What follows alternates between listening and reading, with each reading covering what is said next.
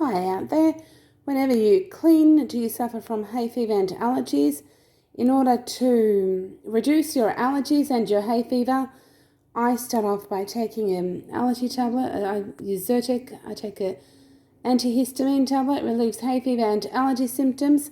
Before I start cleaning, and I also wear my face mask. This saves a lot of time and also reduces the incidence of getting hay fever and sneezing and not being able to stop. So this is a cleaning life hack.